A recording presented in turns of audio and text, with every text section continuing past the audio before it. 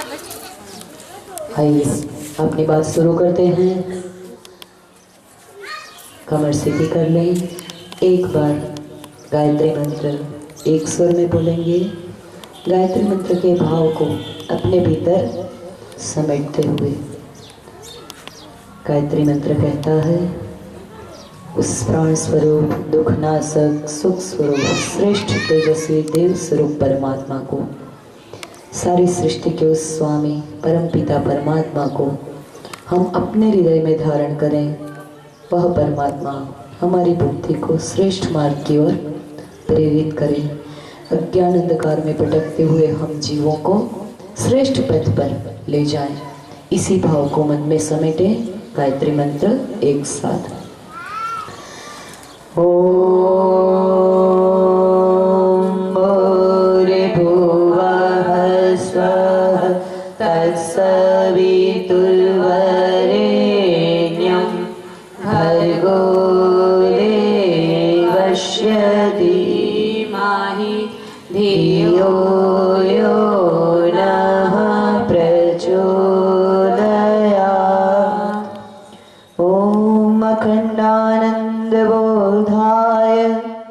शिष्य संताप हारिणे सच्चिदानंद रूपाय तस्मै श्री गुरुवे नमः। अज्ञानतिमिरान्धस्य ज्ञानाञ्जनशलाकया चक्षुरुन्मीलितं येन तस्मै श्री गुरुवे नमः। ओम असंभवं संभव कर्तुमुद्यतं प्रचंड झंझावृतिरोध सक्षमं युगस्य निर्माण कृते समुद्यतं परं महाकाल नमाम्यहं। परं महाकाल नमाम्यहम्। ध्यानमूलं गुरुर्मूर्ति पूजामूलं गुरुपदं मंत्रमूलं गुरुर्वाक्यं मोक्षमूलं गुरुकृपा। भवानी शंकरौ वन्दे श्रद्धा विश्वासरूपिणौ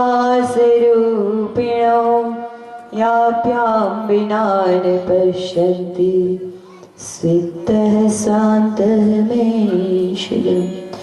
ॐ आयातु वरदे देवी त्र्यक्षरे ब्रह्मवादिनी गायत्री छन्दसां मातः ब्रह्मयोने नमोस्तुते। हरने को अज्ञान ज्ञान की ज्योति अखंड जलाई, भूपर लाने स्वर्ग योजना युग निर्माण बनाई। ज्ञान यज्ञ के लिए समर्पित जिनका जीवन सारा, उन सद्गुरु श्री राम चरण में विनम्र प्रणाम हमारा, विनम्र प्रणाम हमारा। ओम श्री सद्गुरुदेवाय।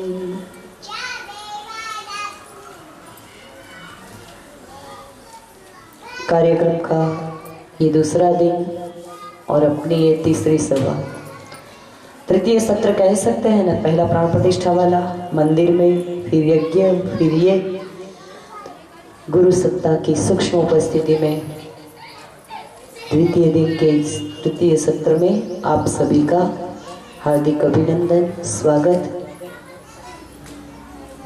समय ने बहुत बांध रखा है, बहुत सारी बातें बतानी है, मगर क्या करें, सोचती रह जाती हूँ, ये बताऊं कि वो बताऊं, ये छूटे कि वो छूटे। चलिए इस पल जो मुंह में आता है वही बोलते जाते हैं, सोच लेंगे गुरुदेव आपसे वही बात कहलवाना चाहते थे। एक तो बात मुझे ये आती है मन में कि मुझे आप लोगों को संस्कार के बारे में बताना चाहिए, क्योंकि कल यहाँ यज्ञ के साथ संस्कार होंगे। आप जानेंगे तो संस्कारों के लिए कुछ लिस्ट होगी, कुछ लोगों के संस्कार हो पाएंगे। तो कभी मन यह कहता है कि गुरुदेव के बारे में बताना चाहिए, क्या करूं? क्या कहते हैं आप लोग? गुरुदेव के बारे में सुनेंगे? चलिए दोनों को थोड़ा थोड़ा कर लेते हैं, ऐसा करते हैं। जिन गुरु के सानिध्य में आप बैठे हैं, जिन गुरु ने ज्ञान रूपी गंगा को इस भू पर बहा दिया, जिसने एक प्रतिबंधित दैवी शक्ति, एक ब्रह्मास्त्र को प्रतिबंध से मुक्त कराया, हम सबके लिए सहज रूप में उपलब्ध कराया। किसी पंडित से आप पूछो तो कहते हैं महिलाओं को गायत्री नहीं जपना चाहिए, या फिर ये कहते हैं कि पहले कहाँ थी गायत्री, आज अचानक क्यों इतना गायत्री गायत्री हो रहा है। गायत्री पहले भी थी, आज भी है। कल मैंने बताया था गायत्री को विश्व माता के रूप में। ये सृष्टि जब बनी नहीं थी तब भी उसका अस्तित्व था, तो फिर बीच में कहाँ खोई थी गायत्री? क्योंकि गायत्री के दो पक्ष हैं। एक तो है गायत्री जिसको हम योग पक्ष कहते हैं, जो कि सहज सरल हर कोई कर सकता है, एकदम निर्दोष साधना है। दूसरा पक्ष उसका है सावित्री, जो कि तंत्र पक्ष है।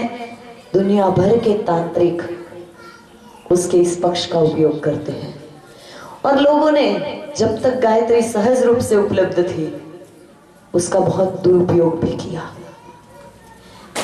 तंत्र साधना में जब सावित्री के रूप में उसका उपयोग करते तो उसका उपयोग करके जो चाहते पा लेते।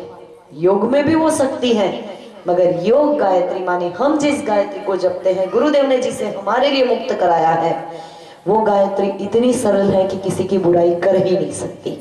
निश्चिंत रहिएगा, इस गायत्री को जपने में कहीं कोई खतरा नहीं। मगर जो खतरे वाली बात थी, जिसके मारे लोगों की बुराई की जाती थी, ब्रह्मास्त्र है गायत्री, अचूक, इसका वार कभी नहीं चुका। 7 दिन में इस व्यक्ति की मौत हो जाए तो हो जाती। इतनी खतरनाक सावित्री साधना को प्रतिबंधित करना आवश्यक हो गया, क्योंकि लोगों ने उसका दुरुपयोग किया।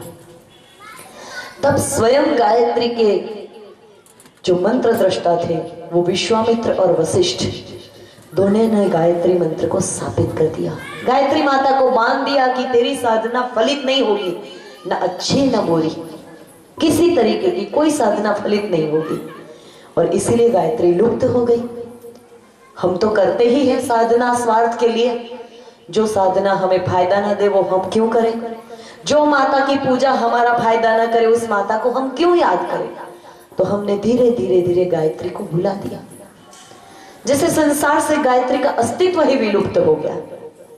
मगर फिर एक समय ऐसा आया, दुर्बुद्धि ने डेरा जमाया, काफी हावी हो गई, हुई ना हावी। आज एक बार शांति कुंज में गई थी और एक प्रवचन सुनने का मौका मिला। प्रवचन करता बता रहे थे कुछ इस तरीके की घटना कि एक बार सारे असुरों ने एक सभा बुलाई, और उस सभा में असुर गुरु शुक्राचार्य से पूछा गया कि गुरुदेव, हम जब भी पृथ्वी पर जन्म लेकर गए तो भगवान विष्णु किसी न किसी रूप में हमारा अंत कर देते हैं।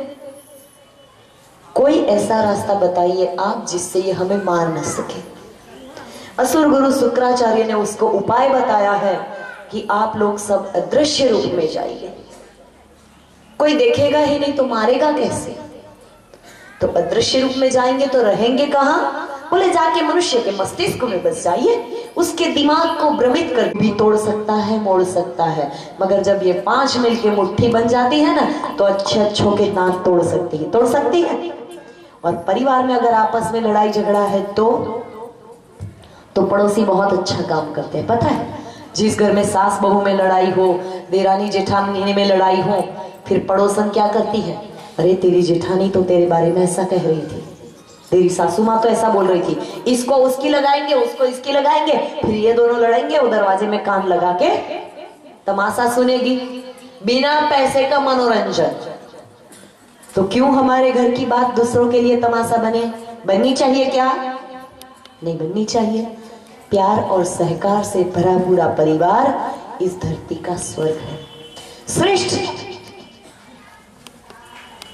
और गुरुदेव ने एक बात और कही है परिवार के बारे में। उन्होंने कहा गृहस्थ एक तपोवन है, इसमें संयम, सेवा और सहिष्णुता की साधना करनी पड़ती। तपोवन कहा है गृहस्थ को। लोग संन्यास लेके जाते हैं, घर छोड़ के जंगल में जाते हैं, बैठ जाते हैं तपस्या करने। क्यों? भगवान को पाना है। और गुरुदेव कहते हैं, हमारे शास्त्र कहते हैं कि हर जीव के अंदर शिव बैठा है, आत्मा के रूप में परमात्मा हर एक के अंदर बैठा है। तो आपने घर में बैठे 5 भगवान को छोड़ के वन में जाके किस भगवान को पाना है भाई? पा सकेंगे?